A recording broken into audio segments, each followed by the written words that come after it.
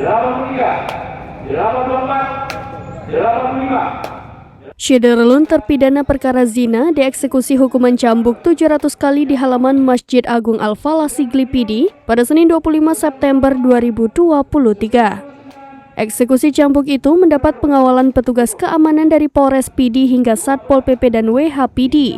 Untuk terpidana zina yang dicambuk berjumlah 7 orang. Ketujuh terpidana yang dicambuk itu adalah MZ, AR, MA, BY, MH, HY dan NM masing-masing 100 kali sebatan rotan. Sementara seorang wanita terpidana zina ditunda eksekusi cambuk lantaran melahirkan. Eksekusi cambuk terhadap terpidana zina harus dihentikan 3 kali akibat terpidana tak mampu menahan sebatan rotan.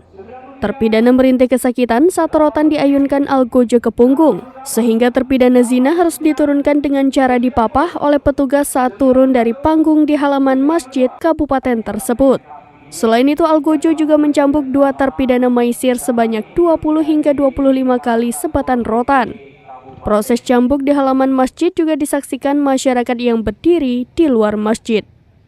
Dari Pidi, Muhammad Nazar, serambinews.com.